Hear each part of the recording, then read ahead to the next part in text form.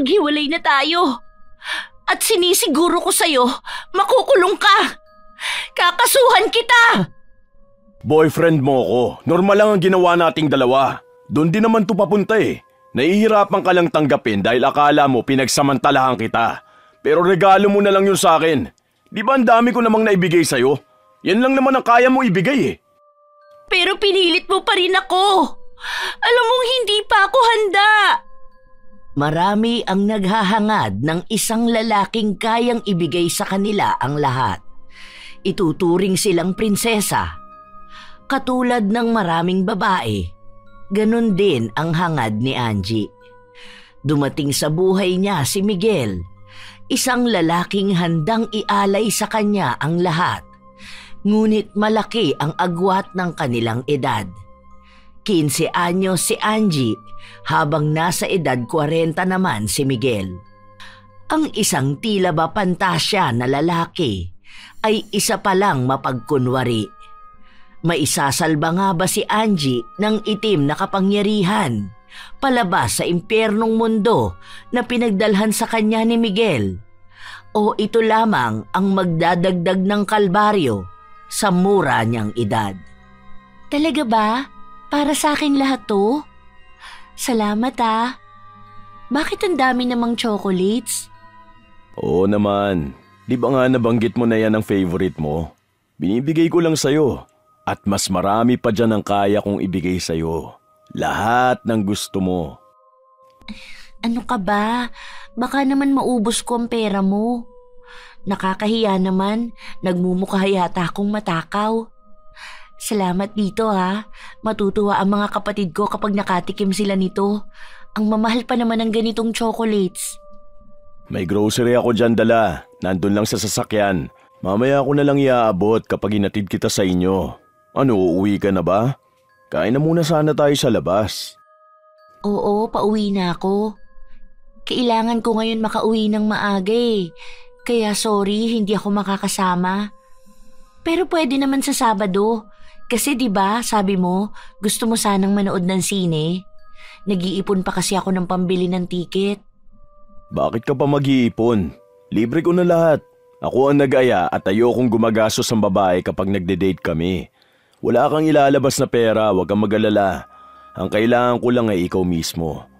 Kailangan ko na may kasamang maganda na maglalakad-lakad sa mall.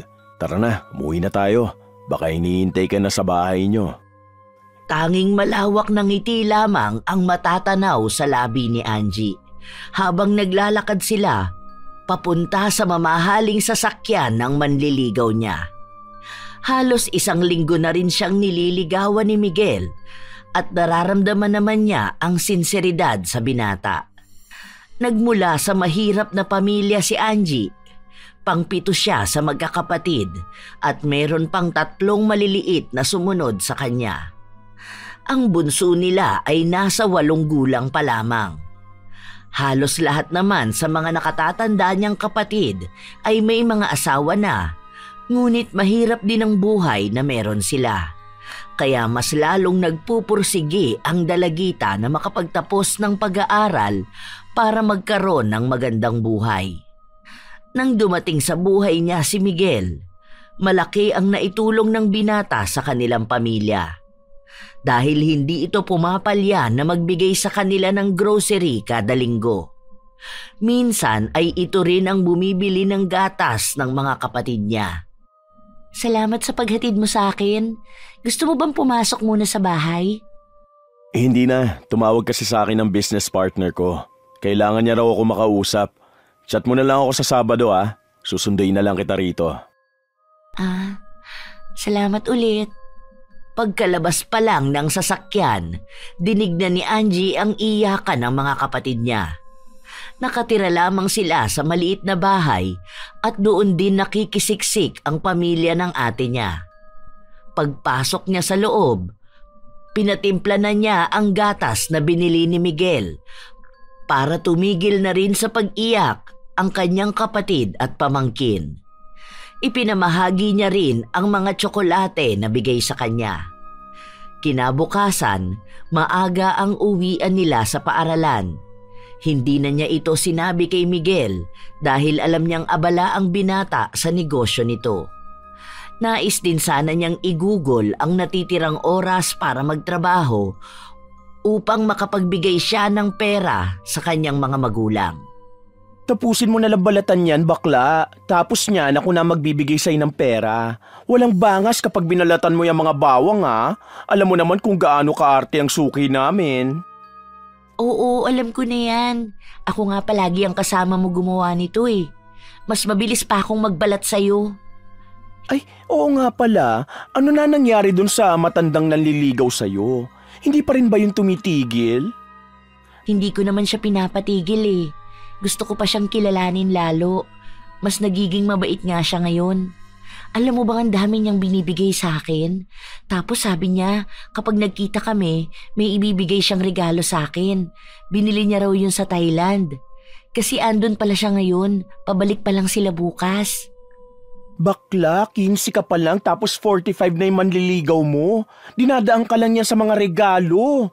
Groomer yan, ano ka ba? Dapat sabihin mo sa kanya na tumigil na siya. Sige, sabihin na natin na nakakatulong siya sa'yo.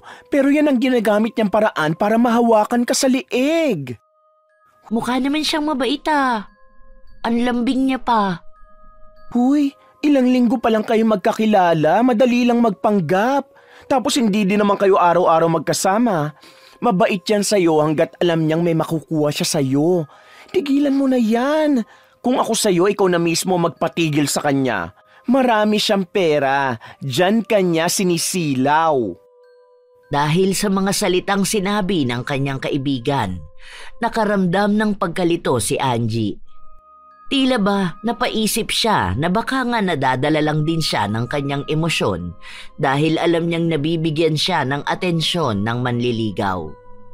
Hindi na kasi niya maikakaila na nagkakaroon na rin siya ng pagmamahal para kay Miguel. Habang lumilipas ang mga araw, pinapakiramdaman muna ng dalagita kung ano nga ba ang ugali ng binata. Ngunit wala talaga siyang makitang mali. May problema ka ba? Bakit ang tahimik mo yata ngayon?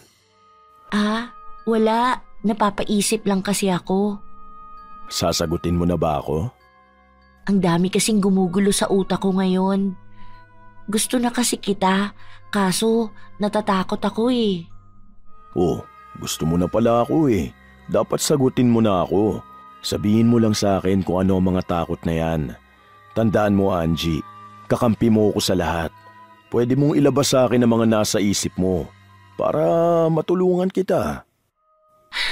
Ang bata ko pa para sa'yo. Nahihiya ako sa sasabihin sa atin ng mga tao, sa mga panghuhusga nila. Tapos yung kaibigan ko, kontra pa sa magiging relasyon natin. Hindi ko na alam.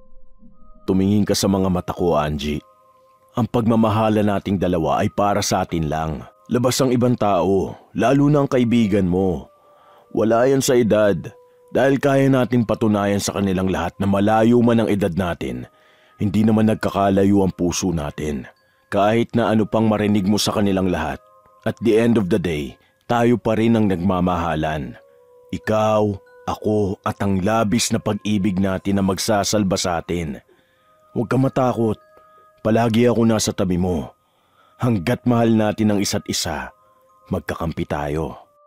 Tila ba nawala ang mga problemang kanina pa iniisip ni Angie nang marinig niya ang mga salitang sinabi sa kanya ni Miguel. Nang gabi rin na yon ay sinagot na niya ang binata. Gusto niyang subukan ang pagmamahal ni Miguel sa kanya. Nang sabihin niya sa pamilya niya na nobyo na niya si Miguel, natuwa ang mga ito dahil ang katwiran nila ay maiaahon na rin sila sa kahirapan. Ngunit hindi naman talaga yon ang intensyon ni Angie. Tunay na kasi ang pagmamahal na nararamdaman niya. Palagi na silang magkasama ng nobyo. Napapadalas na rin ang paglabas nila at ang pagbibigay sa kanya ng mga bagay na gusto niya. Binilhan mo na naman ako ng bagong kwintas, mahal. Parang kabibili mo lang nung nakaraang linggo ah. Tama na muna to ah. Hindi ko pa nga nagagamit ang iba mong binigay sa akin eh. Bakit? Ayaw mo ba? Ako kasi, Basta mahal ko ang isang tao, ibinibigay ko lahat. Nakakahiya na rin naman kasi sa'yo. Ang dami mo nang nagagasto sa pamilya ko, tapos todo ka pa magbigay sa akin. Tapos ako tong walang maibigay sa'yo na kahit ano. Basta maging loyal ka lang sa akin at ako lang ang mamahalin at pipiliin mo. Hindi ko na kailangan ng kahit na ano. Ganun din naman ang gusto ko. Kaya kahit wag mo na akong gastusan. Hindi pwede yun. Dahil ano namang gagawin ko sa mga pera ko kung hindi ko gagastusin sa mahal ko? Hayaan mo lang ako, okay? Para to sa'yo at sa pamilya mo. Salamat, mahal. Kahit na hiyang-hiya na ako sa'yo. Nagtangka si Miguel na halikan siya sa labi, ngunit agad din naman na umiwas ang dalagita. Anong ginagawa mo? O bakit? Kiss lang naman, mahal. Magnobyo na tayo. Kahit na minsan hindi pa tayo nag-kiss. Puro lang sa pisngi. Baka may makakita sa atin eh. Wala yan. Nasa loob naman tayo ng sasakyan eh. Sige na, kiss lang naman eh. Nagbigay naman ako ng grocery sa bahay nyo. Tapos yung regalo ko sa'yo. Malapit na rin naman ang first monthsary natin. Kiss lang, saglit lang. Kahit na smack lang. Tumulis pa ang nguso ni Miguel at halatang naghihintay. Lumingon pa sa labas ang dalagita at siniguro na walang ibang nakatingin sa loob ng sasakyan. Nangangawit na ako, mahal. Sige na, kiss na. Wala namang ibang makakakita sa atin eh. Tinted yung salamin ng sasakyan ko. Kaya kahit anong gawin natin sa loob, hindi nila alam. Kiss na. Ay, sige na nga. Saglit lang ah. Nahihiyang inilapit ng dalagita ang kanyang labi nang dumampi ito sa labi ng nobyo. Aalisin na sana niya, ngunit hinigit siya lalo palapit ni Miguel at mas lalong idiniin ang halik. Gumagalaw rin ang labi ng lalaki habang naiwang tulala ang dalagita. Ang mga kamay rin ni Miguel ay humahaplos sa bewang niya. Tila ba gigil na gigil siya sa paghalik hanggang sa nagkaroon ng lakas ng loob si Angie na itulak ang nobyo. Ano bang ginagawa mo? Akala ko ba saglit na kiss lang? Bakit nararamdaman ko yung dila mo? Sorry na, mahal. Nadala lang ako sa emosyon ko. Ang lambot kasi ng labi mo. Gustong gusto ko. Sige na, kiss lang naman yan eh. Tuturuan kita kung paano maging magaling sa paghalik. Ayoko, bababa na ako. Sige na, magkita na lang tayo sa susunod na araw kapag mansari na natin. Salamat sa mga ibinigay mo. Bumaba kaagad ng sasakyan ang dalagita. Hindi niya alam kung ano ba ang nararamdaman niya dahil nabastos siya ng sarili niyang nobyo. Alam naman niya na ginagawa yon ng mga taong nasa isang relasyon, ngunit hindi pa siya handa dahil bata pa siya. Kinabukasan, unang beses na hindi nagparamdam sa kanya si Miguel simula noong naging magkarelasyon sila. Ang dami nang tumatakbo sa utak niya, kaya pinuntahan niya ang kaibigan na nagtatrabaho sa palengke. Oh, bakit ganyan ang mukha mo? Pupunta ka lang dito para magmukmok? Umuwi ka na lang sa inyo, baka malasin pa ang paninda ko.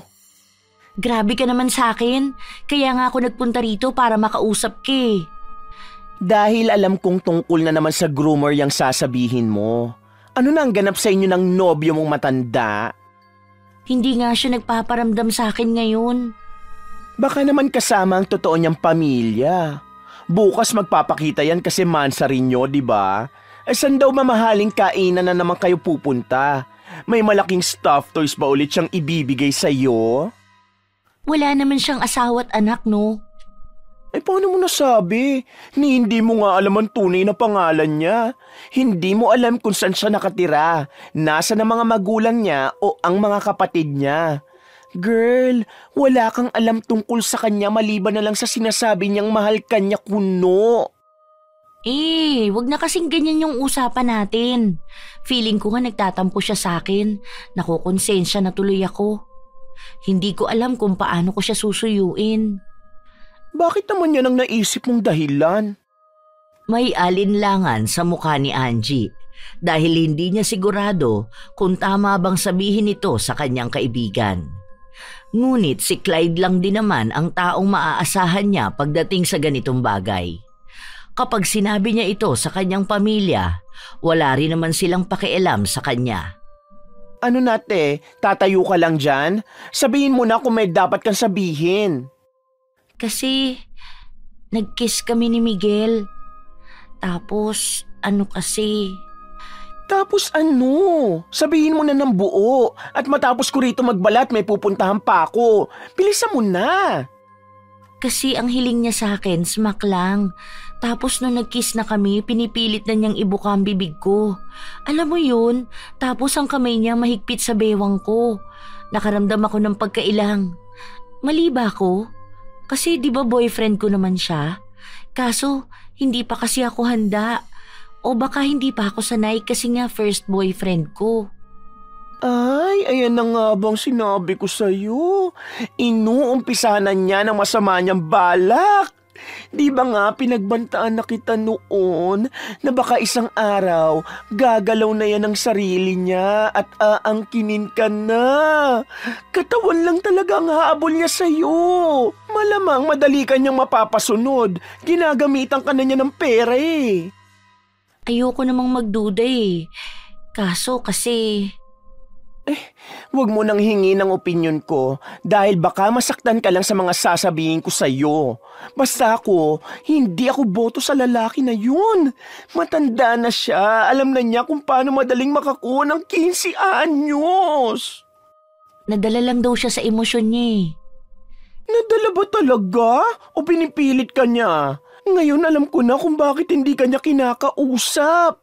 Dahil binibigyan ka niya ng silent treatment para ikaw naman tumakonsensya. Iisipin mo yan ngayon at sisisihin mo ang sarili mo. Di ba yun ang nararamdaman mo ngayon? Para sa susunod na may hilingin siya sa'yo, hindi ka na makakatanggi dahil ayaw mong maulit yung nangyari ngayon. Ibang klase talagang lalaking yan. Sigurado ka ba dyan sa sinasabi mo? Matured na lalaki naman na siya. Saka diba, busy siya sa negosyo niya. Matured na lalaki pero tirador ng bata? Kung matured talaga yan mag-isip, hindi niya papatusin ang 15 anyos. Mano sanang naghintay muna makalagpas sa pagiging menor de edad. May punto ang lahat ng mga salitang sinabi ni Clyde. Ngunit hindi ito pinakinggan ni Angie. Mas nangingibabaw pa rin sa kanya ang pagmamahal niya para sa nobyo. Nais niyang intindihin ito dahil alam naman niya na marami ring ginagawa ang lalaki. Nahirapang makatulog ang dalagita dahil kahit na umabot na ang hating gabi, hindi pa rin nagpaparamdam ang kanyang kasintahan. Kinaumagahan, nagising si Angie nang alugin siya ng kanyang ina. Sinabi sa kanya na nasa labas si Miguel at naghihintay sa kanya. Ha? Ay, sabihin niyo na lang po palabas na ako. Maliligo po muna ako. Nakalimutan ko nang may gala nga pala kami ngayon. Hindi na siya magkanda-ugaga na mag-ayos. Mabilis lang siyang naligo at habang lumalabas ng bahay ay doon lamang siya nagsuklay. Nakaramdam siya ng halong takot at ginhawa nang makita niya muli ang nobyo. Hindi ka pa ready? Akala ko pa naman kanina ka pa nakaayos. Nag-chat pa naman ako sa'yo. Pasensya ka na. Ang sarap ng tulog ko. Hindi ko pa rin nakikita yung chat mo sa akin eh. Sandali nga. Kinuha ng dalagita ang cellphone niya at hinanap ang chat ng nobyo. Ngunit wala siyang nakita na kahit ano. Wala ka naman chat sa akin ah. Anong oras mo ba sinend? Nagloloko ba ang account ko? O baka naman dahil sa data ko? Kanina pa ako nag-chat, maaga pa lang. Tapos pinaalala ko sa'yo kagabi. Kaya pala hindi ka sumasagot sa mga chat ko. Baka ka ako busy ka lang sa school nyo. Magtatampo na nga sana ako eh. Dahil ayaw mo na akong kausapin. Miss na miss pa naman kita. Ako nga ang naghihintay sa'yo eh. Kahit tawag wala akong nakuha. Iniisip ko nga na baka nagalit ka na sa akin dahil dun sa kiss. Hindi ko lang alam paano kita makakausap dahil hindi ko naman alam ang bahay niyo. Bakit naman ako magtatampo? Hindi ba sinabi ko na sa'yong naiintindihan ko naman ang mga desisyon mo? Saka ginagalang kita. Pero kung sakali ba na alam mo ang bahay ko, pupunta ka talaga? Oo naman. Pwede naman ako magpunta. Pero sure ka talaga na hindi ka galit? Mukha bang galit ang ganito ka, Pogi? Biro lang. Pero sige, dadaling kita sa bahay. Ako lang ang mag-isa ron. Minsan may mga naglilinis sa bahay pero isang beses lang yun sa isang linggo. Masinop naman kasi ako. Hindi ko na kailangan ng tagalinis.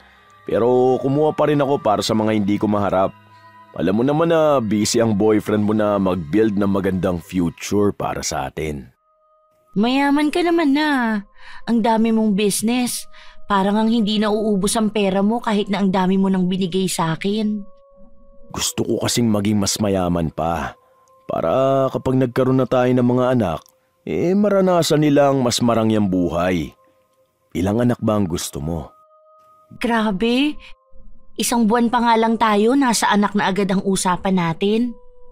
Ganun ako kaseryoso sa'yo.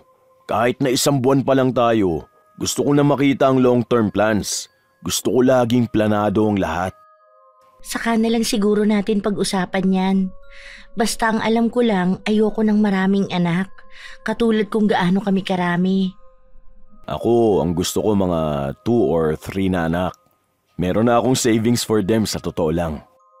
Grabe ka naman. Hindi pa nga pinapanganak, may plano ka na? May savings na kaagad sila? Hindi pa nga ginagawa pero gusto mo bang gawin na natin? Biro lang. Ayan, namumutla ka na naman. Mamaya sa mall bibili tayo ng lipstick mo. Tapos magpapasalon ka na rin. Tignan mo nga ang dry na ng buhok mo. Huwag ka magpapagupit ha. Nakitawan na lang ang dalagita, ngunit hindi niya maikakaila ang ilang na nararamdaman niya dahil sa naging biro sa kanya ng nobyo. Nang makarating sila sa mall, sa salon sila unang nagpunta. Pinaayusan siya ni Miguel at labis naman ang tuwa niya dahil yon ang unang beses na magagawa yon. Binilhan din siya ng magandang damit na babagay raw sa lugar na pupuntahan nila. Ang dami mo namang gasto sa akin. Regalo ko nga yan sa'yo ngayon. Basta tanggapin mo na lang lahat, okay? Mamaya, bago tayo umuwi, mag-grocery na tayo. Narinig ko kasi ang mama mo na sinabing wala na naman daw kayong bigas. Magbibigay sana ako ng pera Pero naisipan ko na mas maganda na tayo na lang ang bumili. Banding na rin, di ba? Naging masaya ang buong araw nila. Nanood sila ng sine, binilhan siya ng mga mamahaling gamit, pati bagong cellphone ay binilhan siya dahil baka raw hindi siya nakakatanggap ng tawag at mensahe ay dahil sa luma niyang cellphone. Tila ba isang prinsesa ang pinadama sa kanya. Maging ang kainan na pinuntahan nila para siyang nasa isang engrandeng palabas. Hindi ako makapaniwala na makakapunta ako sa ganitong lugar. Ang sarap pa ng pagkain nila. Alam mo ba, dati napapanood ko lang to sa mga palabas Yung kakain sila sa mamahaling restaurant, tapos may tutugtog ng violin, tapos may flowers sa tabi ko. Hindi ko akalain na nandito ako.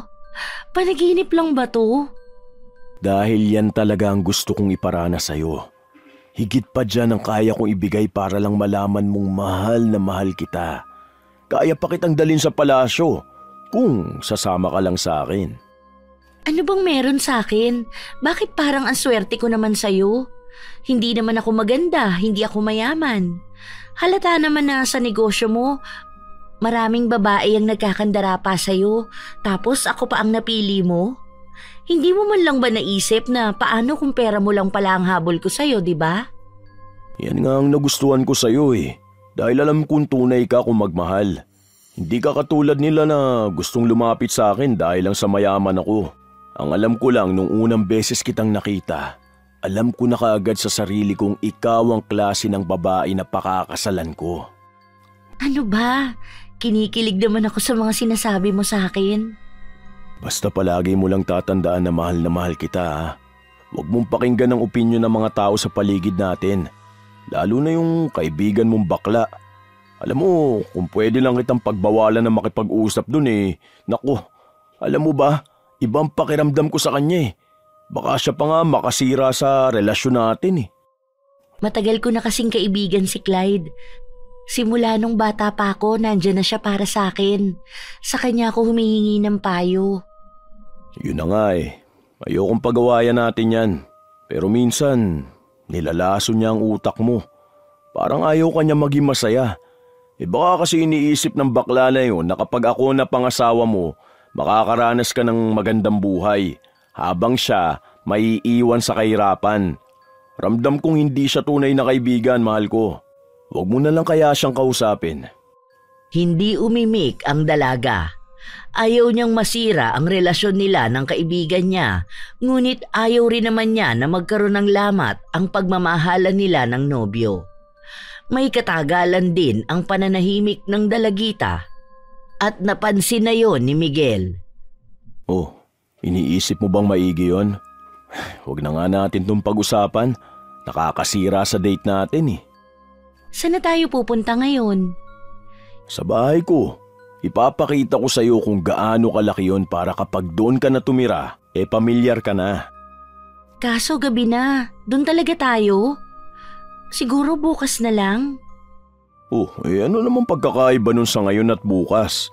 Total, pauwi na rin naman tayo eh. Para bukas na kita ihahatid. Doon ka na lang matulog. May binili naman tayo mga bagong damit mo eh. Tayong dalawa lang ba doon? Nakakailang naman yun. Mag-partner tayo. Ano naman nakakailang dun? Normal lang yun, mahal. Depende na lang kung wala kang tiwala sa akin. Wala ba? Meron naman. Kaso dalawa lang tayo. Pwede bang daanan natin ang kapatid ko at isama natin? Hayaan mo na lang muna sila. Palagi na lang kasi sila ang iniintindi mo eh. Tayo lang dalawa magkasama. Kaya ako na lang muna ang isipin mo. Wala naman ako ibang gagawin sa'yo eh kung yan ang ikinakatakot mo. Boyfriend mo ko at nirerespeto ko ang mga desisyon mo. Wala nang iba pang nagawa si Angie. Sumama na siya sa kanyang nobyo. Pagpasok nila sa loob ng bahay, namangha siya sa laki at ganda nun. Bakit mag-isa ka lang dito? Para kang nakatira sa palasyo. Sa ngayon, mag-isa lang muna ako. Dahil ayaw mo pa akong samahan eh. Sa susunod, dalawa na tayo. At ang magiging anak natin. Oh, upo ka na muna dyan. Kukuha lang ako ng maiinom natin. Tapos mamaya ako ipapakita ang mga kwarto rito sa bahay. Umupo sa malambot na sofa ang dalagita, habang ang nobyo niya naman ay pumasok sa kusina. Iginala niya ang paningin sa paligid. May ikalawang palapag pa at mukhang mas malawak doon. Hindi rin maikakaila ang bango ng paligid. Hindi katulad sa bahay na kinalakihan niya. Nasanay na ang kanyang ilong sa mabahong amoy at magulong kapaligiran. Doon niya naisip na kung tutuusin ay swerte nga siya kay Miguel. Ihahain na lamang sa kanya ang magandang buhay. Ilang sandali pa, dumating na ang kanyang nobyo na may dalang 2 baso. Oh, orange juice. Hindi ba favorite mo to? Tapos itong biscuits, try mo yan ha. Binili ko yan sa Japan noong nakaraan. Isa yan sa paborito ko. For sure, kapag natikman mo yan, nako, gusto mo na rin yan. Nag-abala ka pa. Kakakain lang din naman natin. Pero salamat. Ay, pahinga na muna tayo. Nakakapagod din na maghapon eh. Inumin mo na yan juice mo. Sinunod ng dalaga ang sinabi ng kanyang nobyo. Inubos niya yon habang si Miguel ay nakatingin lamang sa kanya. Napansin niya ang ngisi na lumabas sa labi ng nobyo nang ilapag niya ang baso. Good girl, mahal. Mamaya lang, masaya na tong lahat. Masaya? Oo, kasi di ba igagala kita sa bahay? Tapos matutulog na rin tayo. Pagod na rin kasi tayo eh. Buti na lang wala kang pasok sa school niyo bukas. Nagkaroon pa ng mahabang usapan ng dalawa. Ikinuwento ni Miguel kung paano niya nabili ang bahay na yon, maging kung ilang taon na siyang nakatira doon. Nakakuha na rin ng pagkakataon ang dalagita na alamin kung nasaan ang pamilya ng nobyo. Ang sabi lang sa kanya ay matatanda na ang kanyang mga magulang at nasa Canada sila. May isa siyang nakatatandang kapatid na babae, ngunit nakatira din daw sa ibang bansa. Siya lamang ang naiwan na nasa Pilipinas. Wala ka bang balak na magpunta sa kanila? O kaya sa ibang bansa manirahan? Depende yun sa'yo. Kasi kapag naging mag-asawa na tayong dalawa, kailangan alam ko rin kung gusto mo ba dun. Ano ba yan? Ang haba na ng usapan natin eh. Hindi na kita naigala sa bahay. Halika na. Inalalayan pa ni Miguel ang nobya upang tumayo ito. Ngunit sandali lang din ay bumalik sa pagkakaupo si Angie. Hinawakan niya ang kanyang ulo at hinilot yon. Oh, ano nangyari sa'yo, mahal? Ayos ka lang ba? Hindi ko alam kung anong nangyari sa akin. Basta bigla na lang akong nahilo. Naku, pagod ka na siguro. Tara, ihahatid na kita sa kwarto para magpahinga ka na. Daan-daan lang sa paglalakad ha. Hindi na alam ni Angie ang mga sumunod na nangyari dahil kahit na kinakausap siya ng nobyo, para bang umiikot ang kanyang mundo. Wala siyang maaninag sa paligid, walang marinig. Ang alam niya lang, nakalapat sa malambot na kama ang kanyang katawan. Ilang sandali pa, naramdaman niya ang kamay na humahaplos sa kanyang katawan. Anong ginagawa mo, mahal? Shh! Huwag ka na matakot. Ako na ang bahala sa'yo. Hindi na ako makapaghintay na matikman ka. Alam kong masarap kang bata ka. Gusto ko nang umuwi. Ayoko na rito. Anong ayaw mo na? Hindi pwede yun. Kailangan kita ngayong gabi. Ang mahal na ng nagastos ko sa'yo. Ngayon ka pa ba mag-iinarte? Wala ka naman may pagmamalaki. Babawiin ko lang lahat ng gastos ko sa pamilya mo. Ikaw na nga lang ang kabayaran, ipagdadamot mo pa sa akin. Parang awa mo na. Ang akala ko ba nire-respeto mo ako?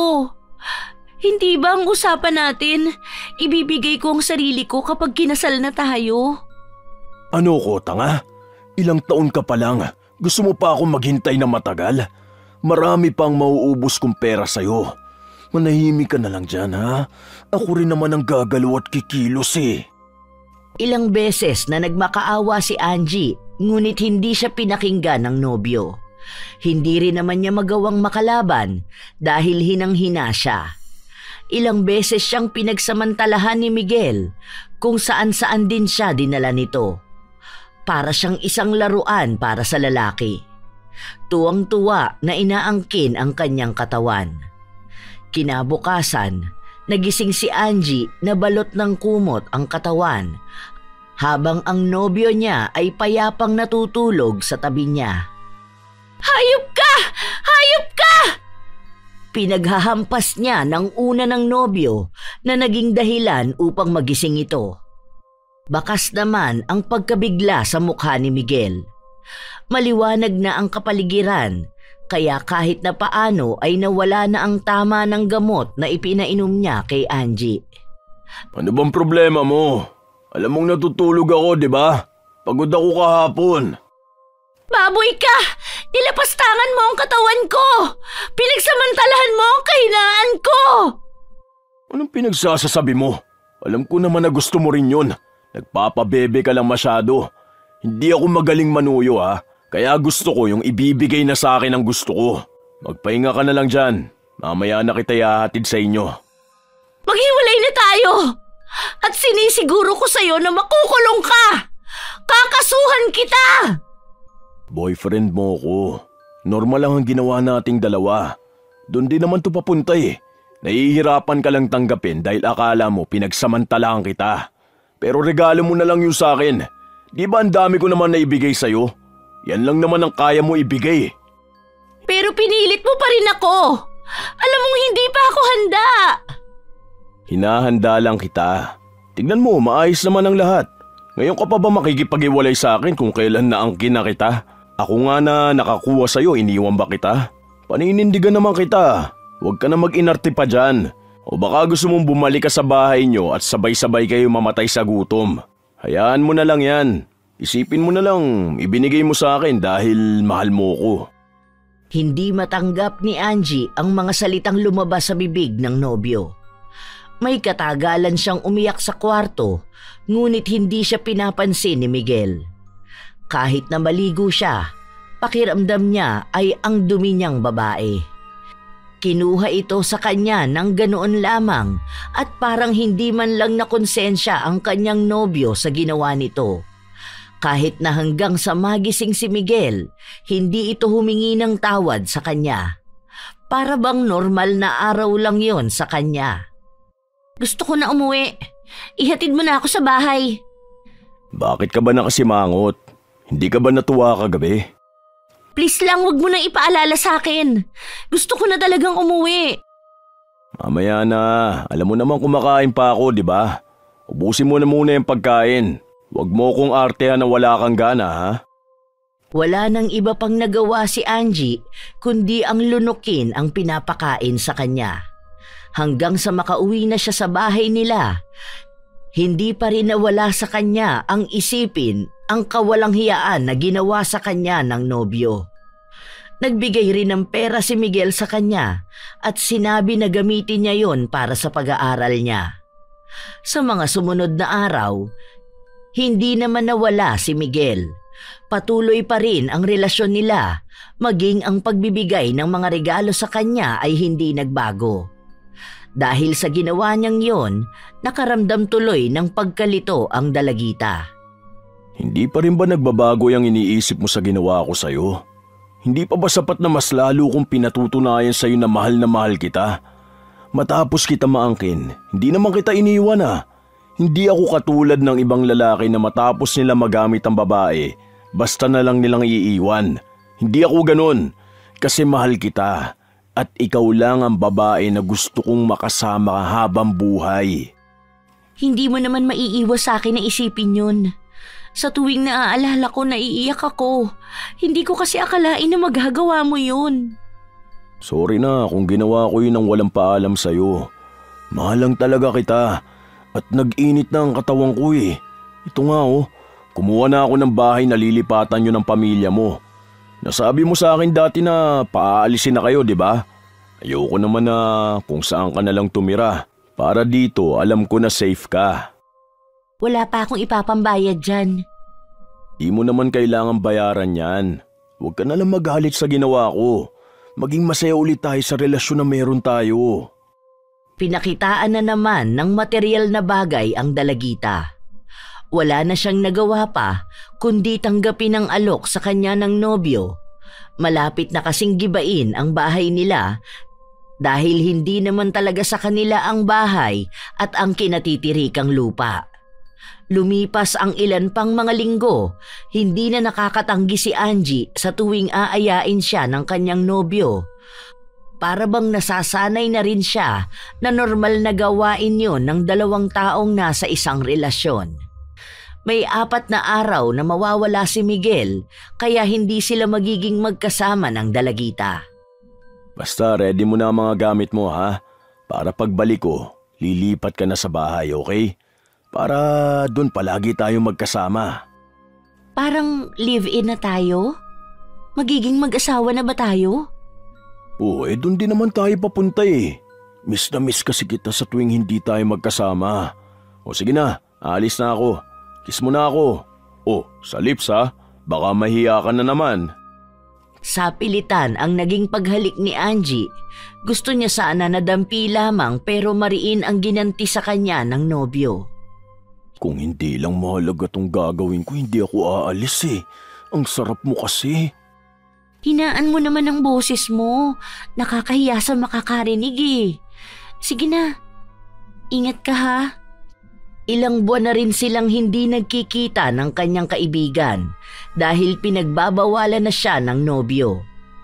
Ang pagkawala ni Miguel ang naisip na paraan ni Angie para makasama ulit ang kaibigan niya. Walang pasok sa trabaho si Clyde kaya pumayag siya na magkita sila sa isang parke sa bayan. Ang akala ko pa naman ayaw mo na ako makausap. Ang huling pag-uusap kasi natin, paninira ako sa boyfriend mong groomer. Gusto na nga niya na magsama na kami sa iisang bahay. Huwag mo sabihin sa akin na may nangyari na sa inyo. Huwag kang mabibigla ha. Pero, oo eh. Ilang buwan na rin paulit-ulit yun. Minsan nga, halos kada 2 araw. Bigla na lang kasi niya akong susunduin sa bahay, tapos dadalhin sa kanila. Gaga kang babae ka! Kumbaga isa kang bulaklak na kasisibol pa lang tapos sinasamantala niya na. Alam mo may kaso yung ganyan eh. Pasok pa rin dyan ang rape. Imagine minor de edad ka. Kesyo ginusto mo yan o hindi, makakasuhan pa rin siya. Alam mo wala akong pakialam kung masaktan ka ha. Pero sa usapan natin, baka ilang beses kumamura yung matanda mong boyfriend. Baka naman kasi normal lang talaga yun sa mag-partner. Diba? Hindi lang naman kami ang gumagawa nun. Kaya pala ayaw kanyang ipakausap sa akin. Dahil lason na ang utak mo sa mga pinagsasasabi niya. Kahit na kailan, hindi naging normal ang makipag-sex sa minor de edad. Matanda na siya. Mas may isip siya sa'yo. Hindi dapat ganyan. Diyos ko po, tumataas ang BP ko dito sa usapan natin eh. Pero wala na eh. Nakukuha na niya ako. Tapos ngayon pa na, sa iisang bahay na kami titira. Ito, aminin mo sa akin ha. Pinilit ka ba ng lalaki na yan? O ikaw mismo nagbigay ng sarili mo? Hindi ka agad sumagot ang dalagita. Doon pa lang ay may ideya na ang kaibigan niya. So pinilit ka nga. Walang hiya talaga. Bakit ba hindi mo magawang hiwalayan yan? Sinabi ko sa'yo, Angie, ngayon pa lang ganyan na siya sa'yo. Hindi ka niya nire-respeto bilang isang babae. Paano pa kapag nagtagal na kayo? Uubusin ka lang yan. At kapag wala ka ng lasa para sa kanya, itatapong ka na niyang parang basura. Ipaparanas niya na sa'yo na maraming kulang sa'yo. Hindi ko nga alam kung paano ko siya hihiwalayan eh. Siyang tumutulong sa amin sa bahay. Pakiramdam ko nga, katawan ko ang nagiging kabayaran sa lahat eh. Nagkakaroon ng magandang bahay ang pamilya ko dahil sa kanya. Ikaw ang kumausap sa pamilya mo. Hindi mo na nga dapat kargo yung pamilya ng mga kapatid mo eh. Sila ang pumili niya sa sarili nila. Kasi kung ikaw lang, alam kong kaya mo makalaya sa sitwasyong yan. Kasi sinasabi ko sa'yo, Angie, ikaw ang kawawa. Paano kung dumating sa puntong hindi mo na kayang ipambayad ang sarili mo? Tingin mo ba may kaya pang sumalba sa'yo? Hanggat may katiting ka pang respeto sa sarili mo, tigilan mo na yung matandang yan! Sa 4 na araw na hindi nakasama ni Angie ang nobyo, doon niya lang napagtanto ang maraming bagay. Ang dami na palang mali na natakpan lamang ng panguuto sa kanya nito. Sa bawat kasalanan at pagkakamali, nabibili lang siya sa grocery at sa mga gamit na bigay sa kanya. Kahit na bastusin at babuyin siya, palaging tinatapalan nito ng pera. Ganun na ba ako kababang babae? Ang pagmamahal na akala ko ay tunay, hindi pala. Bakit hindi ako nakinig sa kaibigan ko nung una pa lang? Tama siya. Hanggat may oras pa ako makatakbo sa sitwasyon ko, dapat ko nang gawin yun. Nang makauwi na si Miguel, agad niyang sinundo ang dalagita sa bahay nito.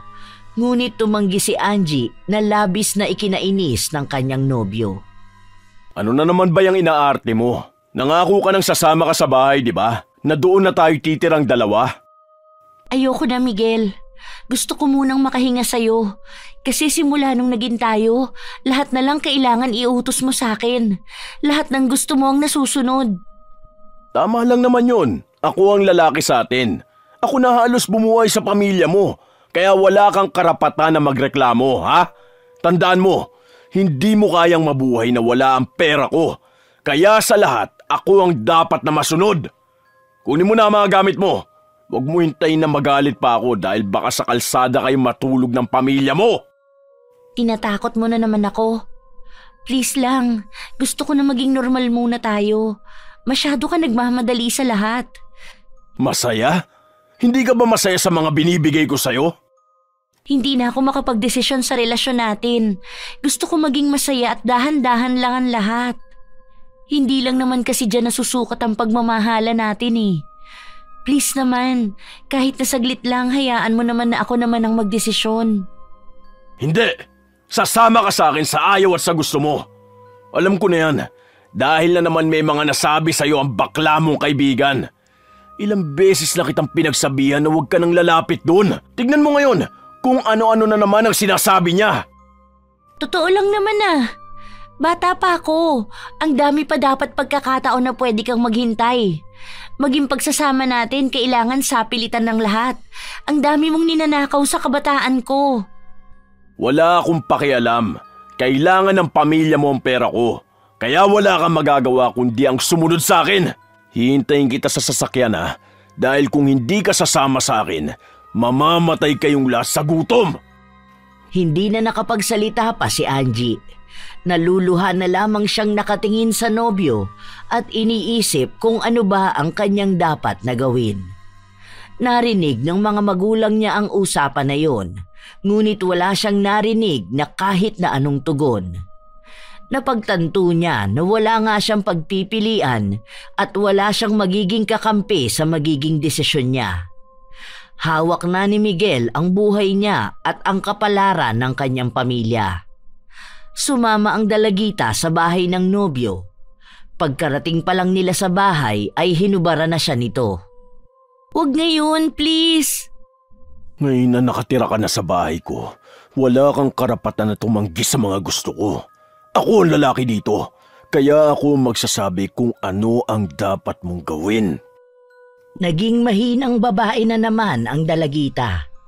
Natapos ang magdamag, na halos kung saan-saang parte sila ng bahay nagniig ng nobyo. Kahit na anong pagmamakaawa ni Angie, hindi siya tinitigilan ni Miguel. Sa paglipas ng mga araw, halos ganun na lamang ang nais na gawin sa kanya ng lalaki. Hindi siya pwedeng tumanggi kahit na ano pa ang kanyang ginagawa. Hanggang sa nadiskubre niya ang isang bagay. Teka, bakit may kamera na nakatapat sa atin? Huwag mong pakialaman yan. Huwag mo sabihin sa akin na kinunan mo ng video ang ginawa natin. Ano namang masama doon? Kung gusto mo, panoorin mo rin eh. Gusto mo ba yung paborito ng lahat? Oo, dyan ako kumikita eh. Ang dami nga nag-aabang at ang laki pa ng bayad nila sa akin. Huwag ka na mag-inarte. Nakakatikim naman ng pamilya mo eh. Tignan mo, may bahay na sila na hindi na nila iniisip ang bayad sa renta. Meron silang grocery palagi. Demonyo ka, Miguel! Paano mo nagawa to? Akala ko ba mahal mo ko? Bakit binibenta mo rin pati ang dangal ko? Mahal naman kita. Hindi mo ba nakikita? Lagi ako nasa tabi mo. Palagi kong pinaparamdam sa'yo na mahalaga ka. Loyal ako sa'yo. Negosyo natin tong dalawa. Nakakatulong ka na sa akin, nakakatulong ka pa sa pamilya mo. Sige na, magbihis ka na dyan. Kakain tayo sa labas. Naiwan na tulala ang dalagita. Hindi na niya alam kung ano pa ang dapat na paniwalaan sa mga nangyayari. Ang pera na akala niya ay galing mismo sa nobyo, lahat pala yon ay produksyon ng pagbebenta ng maseselan nilang video. Wala na ngang natira sa kanya, maaari pang lumabas at kumalat yon. At kapag dumating ang oras na yon, mawawala na ang respeto ng lahat, lalo na ang respeto niya sa kanyang sarili. Kinabukasan, maagang umalis si Miguel. Ngunit bago siya umalis ay gumawa muna sila ng video. Tumanggi ang dalagita noong una, ngunit pinagbuhatan siya ng kamay ng nobyo at sinabi na sa susunod na tumanggi siya ay mas malala pa ang mangyayari sa kanya. Sa mga oras na wala si Miguel, pakiramdam ni Angie ay ang daming matang nakatingin sa kanya at hinuhusgahan na ang pagkatao niya. Agad niyang nilapitan ng kaibigan at doon niya inamin ang lahat. Ano? Talagang walang kwenta ang lalaki na yon! Sabi ko na nga ba mas masahol pa ang kaya niyang gawin? Hinahawakan ka niya sa liig at pinapamukha sa'yo na galing sa sarili niyang bulsa ang ginagastos sa'yo. Ang hindi mo alam, mas malaki pa ang nakukuha niyang pera sa pagbebenta ng mga videos niyo. Ako talaga galit na sa lalaki na yan. Idemanda natin yan! Sandali lang, huwag tayong magpadalos-dalos. Nahihiya ako sa mga pwedeng mangyari eh. Paano kung manalo siya sa laban na gagawin natin? Gagantihan niya ako, tapos baka bigla niyang ikalat ang video ko, di ba? Mas nakakahiya yun sa part ko. Ako ang babae, ang daming panghuhusga na mapupunta sa akin. Hindi ko kakayanin yun. Natahimik lamang si Clyde. Hindi niya alam kung ano ang pwede nilang gawin dahil may punto si Angie. Hindi nila alam ang kayang gawin ni Miguel kapag kinalaban nila ito ng patas. Ang sakit naman sa ulo ng problema na to, girl. What if ipakulam natin siya? Mukhang yun lang ang kaya nating gawin eh. Hindi naman tayo makakapalag sa kanya kapag usapang pera at yung mga legalities na ganyan. Kasi malaki pa rin ang hawak niya sa'yo. Ang dami mong pwedeng ikasira. May alam ako, sa Quiapo. May pinuntahan kami dun eh. Gusto mo ba samahan kita? Hindi ko alam kung kailan. Dahil uuwi na si Miguel mamayang madaling araw. Kilala mo naman yun. Kailangan nasa bahay lang ako. Hirap na nga ako makapunta sa bahay kasi ayaw niya. Lalo naman kung ikaw. Mamaya mabugbog niya talaga ako ng tuluyan. Sige, ako na lang ang pupunta. May gamit ba na pwede nating ibigay? O kaya pictures niya man lang? Pwede ba na kahit sipilyo na lang? May dala ko sa bag ko. Minsan kasi kapag lumalabas kami, pinapadala niya sa akin to eh. Hindi ko pa naaalis sa bag ko. Saka picture namin na magkasama meron ako sa wallet. Baka yun na lang pwede, no? Try natin. Ako na lang ang bahala. Basta gagawin natin ang lahat, makalaya ka lang sa pinaggagawa ng lalaki na yun! Salamat talaga sa'yo. Hindi ko alam ang gagawin ko kung wala ka. Baka mas malala pa ang mangyari sa akin. Umuwi na rin kaagad ang dalagita. Sa katunayan, nakakaramdam ng kaba si Angie, lalo na at kapag dating ng nobyo, may gagawin na naman silang dalawa. Masama man na hilingin ko na sana tumalab na kaagad ang kulam sa kanya. Pero sana, pagka-uwi niya, mangyari na sa kanya kaagad yun. Gusto ko nang makalaya sa ganitong buhay. Pagod na ako maging sunod-sunuran lang sa gusto ni Miguel. Pagod si Miguel nang nakauwi, kaya dumiretso na ito ng tulog. Ipinagpapasalamat yon ni Angie dahil hindi siya pinilit ng nobyo. Kinabukasan, doon naman na bumawi sa kanya si Miguel. Inabutan siya ng isang malaswang damit at pinilit siyang suotin ito. Isa raw yon sa hiling ng bibili ng video nila. Malaki raw ang ibabayad sa kanya kaya hindi siya maaaring tumanggi sa gusto nito. Kung hindi ay bubugbugin siya. Hindi na umapila pa ang dalagita. Sinuot niya ang damit na halata namang kita pa rin ang lahat sa kanya. Ayusin mo ang pwesto mo. Kailangan makita lahat sa kamera. Kapag sinabi kong gumalaw ka, doon ka lang gagalaw, ha? Naluluha na ang dalagita, ngunit pilit niyang tinatatagan ang loob. Ayaw niyang mas lalo pang magalit ang nobyo dahil kanina lang ay nasampal siya nito ng 3 beses. Lantara na ang pagkuha ng video ni Miguel. Inuutusan na rin siya nito sa mga galaw na dapat niyang gawin. Teka lang, bakit kailangan mo pa akong iposas? Kasama talaga yan. Huwag ka na maraming tanong.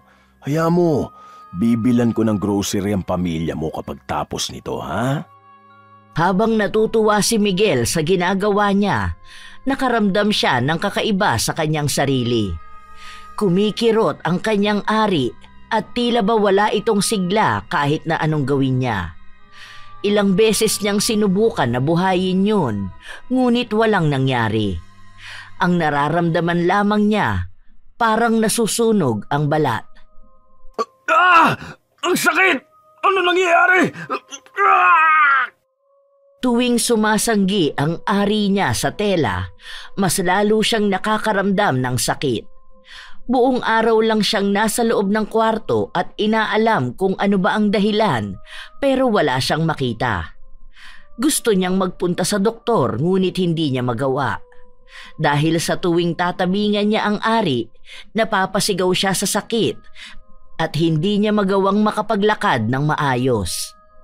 2 araw ang lumipas, walang nagbago sa sakit niya.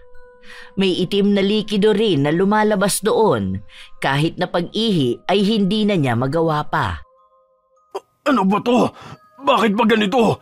Siguro nahawaan mo na ako ng sakit mo. Kapag wala ba ako kung kani-kaninong lalaki ka pumupunta? Walang iya ka! Wala akong ibang lalaki, alam mo yan. Paano mo malalaman kung may sakit ka ba? Hindi ka nga nagpupunta sa doktor. Kung gusto mo, sasamahan pa kita. Tingin mo ba kaya ko? Hirap na nga ako eh. Papahupain ko lang muna to. Wisit talaga. Ang baho pa nitong itim na likido na lumalabas sa akin. Hindi sigurado ni Angie kung yun na ba ang resulta ng kulam dahil hindi niya pa nakakausap ang kaibigan. Sa ilang linggo na lumipas, hindi nagbago ang kalagayan ni Miguel. May doktor na rin na nagpunta sa bahay nila, ngunit wala pa rin silang ibang makitang sakit. Sinabi lang ng doktor na oobserbahan nila kung may iba pa silang makikita sa test na isasagawa sa kanya. Magpapaalam muna ako. Kailangan ko lang puntahan sina mama. May aayusin kasi ako tungkol dun sa pabahay. Ibibigay raw yun sa mga na-demolish eh. Kasama na kami sa listahan doon. Bakit aalis ka kung kailan may sakit ako? Hindi ka lalabas ng bahay. Dito ka lang at samahan mo ko. At isa pa, bakit kailangan mo pang kunin ng pabahay ha? Siguro gumagawa ka na ng paraan para matakasan ako no? Tandaan mo, hindi mo pa rin makakayang mabuhay na wala ako. Ngayon ka nagmamatapang dahil alam mo na hindi kita masasaktan. Sa oras na maging maayos ng kalagayan ko, sinasabi ko sa'yo, dudugo ang uso mo. Basta kapag sinabi ko huwag kang lalabas, huwag kang lalabas! Hindi nakinig si Angie. Nagmatapang siya dahil alam niyang hindi rin naman siya masusundan ng nobyo. Yun na rin ang pagkakataon na nakita niya para makausap ang kaibigan. Ay, mabuti naman nagawa mo makawala sa hudas na yun, no? Yun na nga. Alam mo ba na ang lala na nang nangyayari sa kanya? Grabe yung itim na likido na lumalabas sa ari niya. Tapos ngayon nahihirapan na siyang magkikilos. Nagagawa ko na rin ang mga bagay na gusto kong gawin. Kapag naayos ko na ang paglipat nila mama ng bahay, kakawala na rin ako sa kanya. Iisipin ko pa kung paano ko mabubura ang mga video kasi hindi ko mahawakan ng cellphone niya eh. Kumuha ka ng ebidensya tapos saka natin siya idemanda. Hindi na yun makakapalag dahil nga may sakit siya. Nabuo na ang plano sa kanilang gagawin. Ilang beses na tumawag si Miguel kaya napilitan na ring umuwi ang dalagita. Pagdating niya sa bahay, may ibang mga tao na roon na siyang nag-aalaga sa nobyo. Kumuha pala ng sarili niyang nurse si Miguel na mag-aasikaso sa kanya at bantay sa kanila para hindi makaalis ng bahay si Angie. Bakit naman kailangan mo pa akong pabantayan, ha? Dahil alam kong gagawa ka ng paraan para takasan ako. May sakit lang ako, pero hindi ka kailanman makakawala sa akin, Angie. Naging mahigpit ang pagbabantay sa loob ng bahay. Kahit na lumabas ang dalagita, palagi siyang may kasunod. Naging mahirap na lalo sa kanya na makakuha ng ebidensya sa ginawa sa kanya ng nobyo. Ilang linggo pa ang natapos, bumabagsak na ang pangangatawa ni Miguel. Nagkaroon din siya ng sakit sa bato dahil hindi lumalabas ang ihi niya. Kahit na sobrang sakit na ng puso niya at tila pumuputok na ang pantog, walang lumalabas kahit na patak lang. Ang hindi tumitigil ay ang itim na likido. Umaalingasaw pa ang amoy nito na kahit ang naglilinis sa kanya ay nasusuka na. Unti-unti nang nauubos ang ari-arian ni Miguel. Ang mga kliyente niya sa mga malalaswang video ay umalis na rin dahil wala na siyang maipadala. Yun ang isa sa labis na ikinagagalit niya. Wisit talaga! Wisit! Bakit ba sa akin pa ito nangyari? Nawalan na ako ng kabuhayan! Kabuhayan mo palang ibenta ang dangal ng isang babae na sinasabi mong mahal mo? Oo, dahil pera ko lang din naman ang habol mo sa akin, di ba? Hindi pera ang habol ko sa'yo dahil ikaw mismo ang nagbigay ng mga yun sa akin. Hindi mo naman talaga ako minahal eh. Alam mo lang na magagamit mo ko kaya lapit ka ng lapit sa akin. Kung sana lang nakinig ako sa mga babala nila sa akin, hindi sana ako nagdurusa ng ganito. Ngayon ka pa magsisisi. Wala kang dapat na pagsisihan dahil malaki ang benefits na nakuha mo sa akin. Hindi lahat ng kababaihan nararanasang mabigyan ng mamahaling gamit. Alam mo ba nung una, ikaw ang lalaking pangarap ko? Yung mabait, maaruga, matulungin at puno ng plano sa buhay. Pero lahat pala yun ay isang kasinungalingan. Napupuno ka ng pagpapanggap, Miguel. Hanggang sa tuluyan kong nalaman ang kagaguhan na ginagawa mo sa akin. Sinisiguro ko sa'yo na may kalalagyan ka rin. Subukan mo para may kalagyan din ang kahihiyan mo kapag napanood nila ang pinaggagawa mo sa kama. Tandaan mo, hawak ko lahat. Sa akin nakasalalay ang dignidad mo. Kaya kung gusto mong manatiling malinis sa mata nila, dito ka lang sa akin hanggang sa ako na mismo magtaboy sa'yo palayo. Wala kang pagpipilian, ha? Hintayin mong gumaling ako. Mapaparusahan talaga kita. Nakaramdam na naman ng takot ang dalagita dahil sa mga pagbabanta na sinabi sa kanya ni Miguel. Mabilis lang din na lumipas ang mga araw. Nananatiling ganoon ang kalagayan ng nobyo. Ngunit mas lumalala ang pagpayat niya. Tila ba nakadikit na lamang ang balat niya sa kanyang buto at nalalagas na rin ang kanyang buhok. Pabawas ng pabawas ang mga tao na kinuha niya dahil hindi na niya mabayaran ang mga ito. Isang beses, pumunta si Clyde sa bahay nila upang kausapin si Angie. Ang ibig mo bang sabihin, hindi na talaga maaalis ang kulam na nangyari kay Miguel? Dahil namatay na ang mangkukulam na gumawa sa kanya noon? Yun ang hindi ko sigurado, ha? Ang alam ko lang kasi ganun yun. Tapos naitanong ko rin sa ibang mga kakilala ko. Kahit yata ang magaling na albularyo, hindi magagawang pagalingin siya. Kaso, hati pa rin yung opinyon nila eh. Ang sabi sa akin, pwede raw mawala ang kulam o pwedeng panghabang buhay. Kung gagaling na siya, may posibilidad na bumalik siya sa dati niyang ginagawa. Nakakaramdam naman ako ng awa sa kanya. Pero sana naman wag na siyang gumaling. Mas malala ang bawi niya sa akin kapag nagkataon.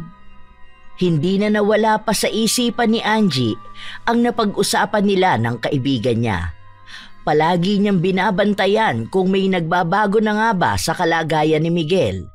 Ngunit sa paglipas ng mga araw, ganun pa rin. Pansin niya lang na hindi na madalas ang paglabas ng itim na likido sa ari ng nobyo. Ano nang nararamdaman mo ngayon? Pakiramdam ko, malapit na akong gumaling. Pansin ko na may lumalabas pa rin pero minsan na lang. Katulad ngayong araw, siguro mga 7 beses na lang. Hindi katulad dati na halos minuminuto. Tingin mo ba magiging maayos ka na sa mga susunod na araw? Yun ang alam ko. Bakit? Hindi ka ba masaya na magiging magaling na ako? Siguro may iba ka ng lalaki, no? Kaya gusto mo na akong matuluyan. Wala akong ibang lalaki, pero ayoko na sa'yo. Kung alam mo lang, hirap na akong pakisamahan ka. Wala kang magagawa dahil aking ka naman na. Hindi mo ako matatakasan. Not unless gusto mong mapanood ng lahat ng mga pinaggagawa mo. Pinaggagawa mong kababuyan sa akin? Walang maniniwala sa'yo kahit yan ang sabihin mo. Dahil kapag napanood nilang sex video mo, hindi na nila iisipin ang kwento sa likod nun. Pagpipiestahan nila ang katawan mo. Babastusin nila ang pagkatao mo. Sa tingin mo, sino sa atin ang talo? Hindi ba ikaw pa rin? Bakit ba ayaw mo kong tigilan, ha? Nakuha mo naman na ako. Wala nang natitira sa akin. Please naman, iwan mo na ako. Sa akin manggagaling kung iiwan kita o hindi pa. Ako ang aayaw, hindi ikaw. Wala kang karapatan. Hindi pa ako tapos sa'yo. Marami pa akong kailangan. Babawiin ko pa ang mga perang naubos ko dahil sa sakit kong to. Ang maganda, ihanda mo na lang ang sarili mo. Dahil panigurado kong mas malala ang mangyayari kapag gumaling ako. Problemado na ang dalagita. Gusto niya na ipagpatuloy ang pangkukulam sa kanyang nobyo. Ngunit sinabi sa kanya ni Clyde na magiging malabo na yon. Magkakaroon daw ng komplikasyon sa ritual. Sinubukan na kasi yon ni Clyde noong araw na nalaman niyang namatay ang mangkukulam. Ngunit tumanggi ang mga nakausap niya dahil paano kung sa kanila mapunta ang susunod na sumpa. Kinabukasan, habang nag-aasikaso ang dalagita ng kanyang mga gamit, may sunod-sunod na pagkatok sa pinto. Hindi siya ang nagbukas ng pinto, ngunit narinig niya ang usapan. Pulis ba yun? Bakit may mga pulis dito? Hinahanap nila si Miguel? Sandali nga lang. Lumapit ang dalagita sa pinto. Noong una ay ayaw pa siyang iharap ng isang babae na tauhan ng kanyang nobyo, ngunit nakita siya ng pulis, kaya sapilitang itinulak ang pinto. Doon niya nalang nalaman na may kaso na kinakaharap si Miguel. Idinimanda ito ng rape ng isang menor de edad. Isang 15 anyos na dalagita raw ang pinilit ni Miguel na makarelasyon at tinatakot ito sa sex video na hawak niya. Isang beses daw sa isang linggo kung puntahan ni Miguel ang dalagita at ngayon lang ito nagkaroon ng lakas ng loob na magsumbong sa mga pulis. Nalaman din na isa si Angie sa mga babaeng sinasamantala ni Miguel. Nang araw din na yon, dinakip si Miguel. Nagwawala pa siya nung una, ngunit hindi niya nakaya na makatakas dahil nanghihina pa rin siya. Sumama ang dalagita sa presinto kung saan inamin niya ang ginawa sa kanya ng nobyo. Mula sa pinilit siya na makipagtalik hanggang sa mga panakot sa kanya na ikakalat ang video. Mabuti naman mabibigyan na ng katarungan ng mga nangyari sa inyo. Nakakaloka. Ang pinakabata pala na tinarget ng animal na yan ay 11 years old. Imaginein mo yun? Yun nga ang sinabi sa akin. Nakuha na raw ang cellphone at account ni Miguel. Ang dami raw talagang video. Tapos may mga nauna na palang kaso na isinampa sa kanya. Pero hindi maharap dahil walang ebidensya. Ang iba naman, inatras ang kaso dahil siguro sa takot nila. Katulad ko rin, takot na takot ako maikalat niya ng tuluyan ng video ko. Kasi iniisip ko pa lang, alam ko na ang mangyayari. Maraming tao ang makakapanood nun. Huhusgahan ka agad ako kaysa alamin kung ginusto ko ba yon o hindi. Basta ngayon maging malaking aral na rin to sa'yo, ha? Oh, ano na ang usapan nyo ng pulis? Ano na raw ang mangyayari? May mga danyos daw na babayaran sa amin si Miguel. Tapos aandar ang kaso dahil may abogado na hahawak. Ang kailangan ay ang statement namin. Hindi naman ako nagsinungaling. Sinabi ko na ang lahat dahil gusto ko na rin naman tong matapos. Naaawa rin ako sa mga kababaihan na gaya kong nabiktima ng maling pag-ibig. Sana lahat ng mga lalaking kagaya ni Miguel ay maparusahan. Hindi mo na siya kakausapin pa? Nakiusap ako sa pulis na baka pwede kahit na saglit. Hintayin ko lang daw mamaya dahil may mga inaasikaso pa sila. Saglit lang naman. Ayoko na siyang makita pagkatapos nun. Naghintay pa ng ilang oras ang magkaibigan bago nagkaroon ng pagkakataon si Angie na makausap ang dating nobyo. Baka sa mukha ni Miguel ang galit, hindi pa rin siya nakakabawi ng lakas kaya hindi siya gaanong makagalaw. Ano, masaya ka na ba na makita ako rito? Wala kayong utang na loob. Nakinabang din naman kayo sa akin, di ba? Ano bang inaarte yung mga kabataan kayo? Ibibigay nyo rin naman yan sa iba. Hindi ka pala talaga marunong magmahal, ano? Mabuti na lang mabubulo ka na sa bilangguan. Ang dami mong ninakawan ng kabataan. Ang sama mong tao, Miguel. Hindi ako mabubulok sa lugar na ito. Tandaan niyong lahat, sa oras na makalabas ako rito, iisa-isahin ko kayo. Ngayon lang kayo malakas, pero hindi niyo ako kaya. Mali ka. Mas malakas na kami ngayon. Hindi lang kami basta babae. Hindi kami kabataan na basta mo nalang lalaruin kapag kailangan mo kami. Ito na ang huling beses na magkikita tayo, Miguel. Gusto ko nang makalaya sa kadiliman na pinaglagyan mo sa akin. Ang akala kong paraiso na pangako mo, isa palang impyerno. Ngayon, ikaw naman ang manatili sa lugar na dapat mong kalagyan. Makakaya namin to. Pero ikaw, habang buhay mong bitbit yang sakit mo, sumpa na yan sa kaluluwa mo. Magaan ang loob ni Angie na umalis sa harapan ng dating kasintahan. Para siyang nakakakita ng liwanag sa dulo ng kadiliman. Ang buhay na inakala niyang hindi na niya matatakasan pa ay nagawa na niyang talikuran. Yun na ang huling beses na nagkita sila. Lumakad ang kaso at kahit na may katagalan ay sila pa rin ang nanalo. Napatawan ng habang buhay na pagkakakulong si Miguel. Nabalitaan din ni Angie na naging mas malala pa lalo ang sakit ng dating nobyo. Madalas daw yung sumisigaw sa loob ng selda dahil sa sakit ng kanyang ari. Ang likidong itim na lumalabas sa kanya ay naging mas madalas pa. Walang naging lunas, minu-minutong pinagdudusahan yon ni Miguel. Alam ni Angie na hindi na kailanman gagaling ang lalaki sa sakit na kanyang nararamdaman. Ayan, mabuti naman may sarili na kayong bahay. Tapos natuto na rin ang mga magulang mong pagsabihan niya mga kapatid mo na sila naman ang kumilos para sa sarili nila. Hindi gaya nung sayo na lang din inasa ang lahat talaga nung binibigyan ka pa ni Miguel. Hindi lang pala ako ang natuto, no? Basta ngayon ayoko na yung isipin. Basta gusto ko ngayon maging maayos ang lahat sa buhay ko. Mag-aaral ulit ako. Tuloy ang pangarap. Hindi masisira sa isang pagkakamali ang buhay ko. Nagkaroon naman ako ng panibagong pag-asa eh. May tumutulong din sa mga katulad kong kabataan na nasamantala. Ang mahalaga, hindi na makakalabas pa ng kulungan si Miguel. Hindi na rin niya matatakasan ng sumpa. Doon niya palaging maaalala mga pagkakamali niya. Sana wala nang iba pang kabataan o mga kababaihan na masamantala ang kahinaan dahil lang sa pag-ibig.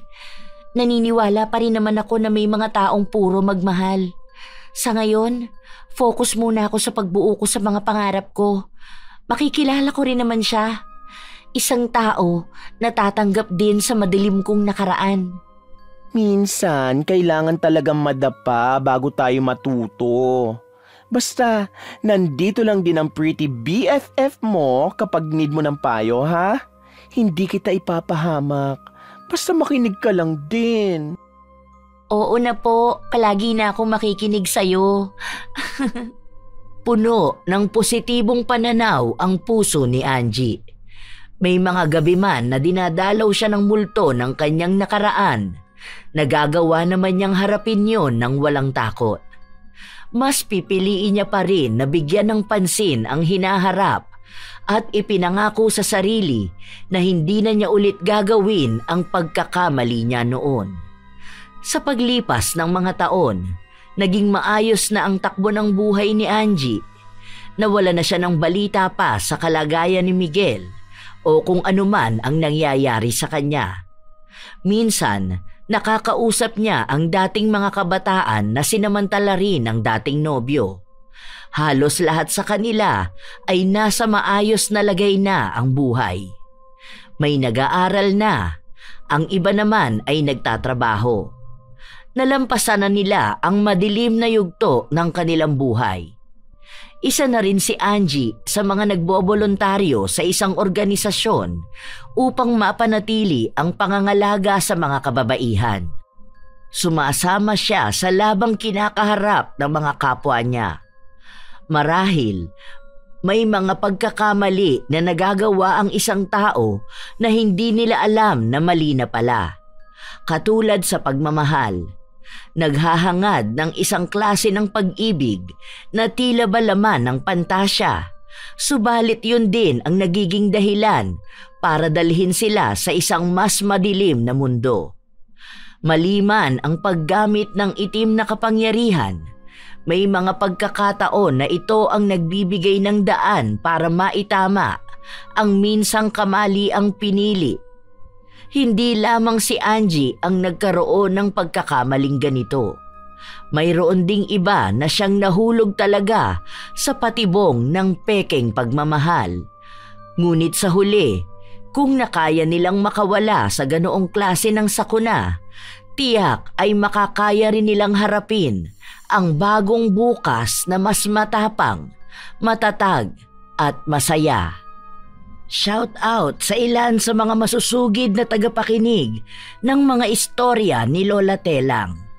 Jober Pangilayan, Azalea 0319, Tingtel Joy Malaki, Hayashi J. Megan, Van Julie Amolo, Kim Bara, Ami Bug 544, Danica Dulnuan, Gina Veldad, Shari mula sa Yokohama, Virginia Belay, Maria Cristina ng Kuwait, Wena Diago, Luke and Giros Vlog, Siren Carmen, Robelin Tanilon, Angelina Ignacio, Milrose Demate, Lynn Hondrade, Roda May Panaligan, Elvira Malakas and Family, Marites Nalika, at Maria Consuelo Benitez.